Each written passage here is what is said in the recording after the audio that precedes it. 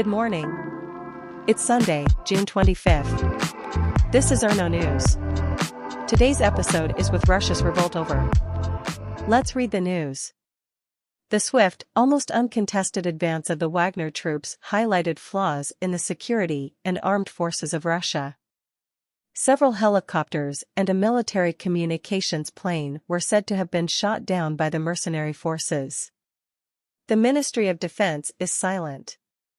According to CAN Research Group head of Russia Studies Michael Kaufman, I honestly think that Wagner probably did more damage to Russian aerospace forces in the past day than the Ukrainian offensive has done in the previous 3 weeks. Ukrainians thought that the internal strife in Russia would provide openings for their army, which is launching a counteroffensive to reclaim land taken by Russian soldiers. According to Lord Richard Dannett, a former chief of the General Staff of the British Armed Forces, Putin is much diminished, and the Russian military, and this is significant as far as Ukraine is concerned. Prigozhin has left the stage to travel to Belarus, but is that the end of Yevgeny Prigozhin and the Wagner Group?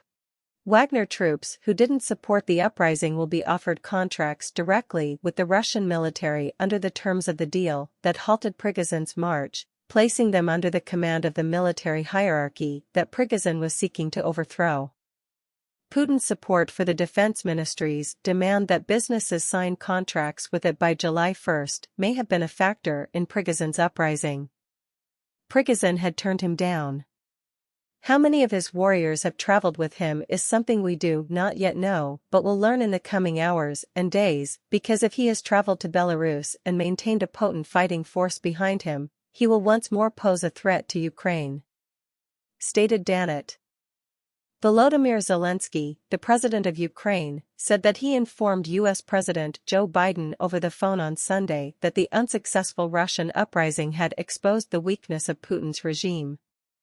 Prigozhin's soldiers made a quick assault on Saturday, seizing control of 2 military strongholds in southern Russia and moving as close as 200 kilometers, 120 miles, from Moscow before turning back. Folks in Rostov-on-Don encouraged the Wagner forces as they left late on Saturday, which fueled Putin's concern of a mass insurrection. Some rushed to shake Prigozhin's hand as he sped off in an SUV. However, the uprising swiftly died down, in part because Prigozhin did not have the support he ostensibly anticipated from the Russian security agencies. The Federal Security Services demanded his arrest right away. Former CIA director and retired U.S. General David Petraeus stated on CNN's State of the Union that Prigozhin clearly lost his nerve. Although there was some backing for the insurrection along the road, it didn't seem to be garnering as much support as he had planned. As a reminder of the Wagner fighters, the only thing visible on the roadways in Rostov on Sunday morning were the tracks left by tanks.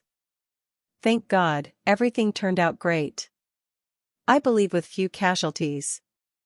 One of the residents, who consented to only provide his first name, Sergei, commented, "Good job." He claimed that he no longer considered the Wagner warriors to be heroes. Locals in the Lipetsk area, which is on the route to Moscow, didn't seem to be bothered by the unrest. They didn't cause any disruptions. They did not approach or engage in conversation with anyone as they stood silently on the sidewalk, Milena Gorbunova told the AP. Russian soldiers stationed checkpoints on the fringes while Wagner forces advanced northward into Moscow. By Sunday afternoon, the army had left and the traffic was back to normal, but Red Square was still off-limits to tourists. Crews were repairing roadways that had been torn up just hours earlier in a frenzy on routes going to Moscow. To the satisfaction of locals who anticipated a deadly war for control of the city, anchors on state-controlled media stations presented the agreement ending the situation as a demonstration of Putin's wisdom and broadcast footage of Wagner forces withdrawing from Rostov. People there who spoke with Channel 1 complimented Putin's crisis management.